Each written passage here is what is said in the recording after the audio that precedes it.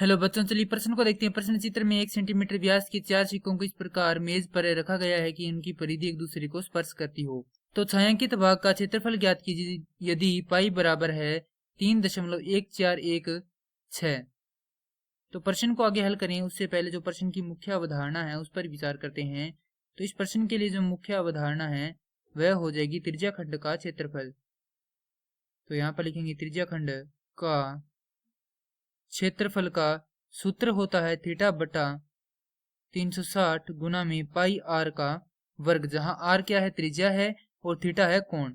अब यहाँ पर हमें दिया गया है कि 1 सेंटीमीटर व्यास के 4 सिक्कों को इस प्रकार मेज पर रखा गया है। तो यहाँ पर हमारे पास दिया गया है कि ये जो पूरा व्यास है वह कितना है, 1 सेंटीमीटर का है। तो व्यास का आधा होता है त्रिज्या, तो यहाँ से ये जो दूरी है वह कितनी हो जाएगी, 1/2, या इसे लिख सकते हैं 0.5 सेंटीमीटर।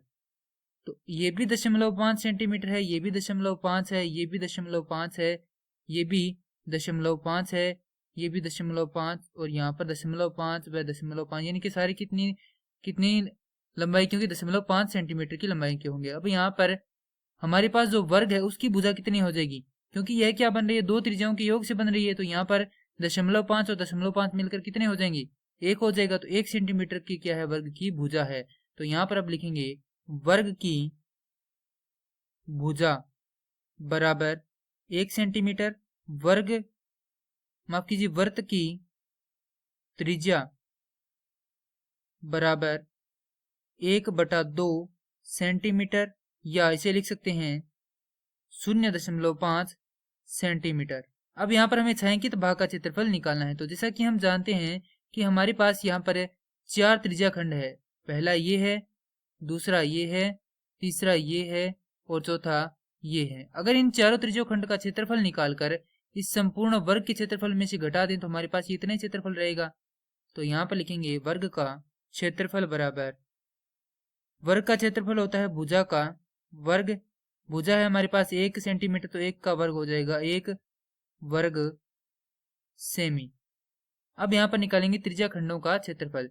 क्योंकि हम जानते हैं कि यहाँ पर थीटा भी क्या है, सभी में समान है, क्योंकि 90 डिग्री का कोण प्रत्येक, और साथ ही में इनकी त्रिज्या भी क्या है, बराबर है। तो इसे लिख सकते हैं, यहाँ पर लिखेंगे त्रिज्याखंडों का क्षेत्रफल बराबर 4 गुणा में थीटा बटा 360 गुना में पाई आर का वर्ग।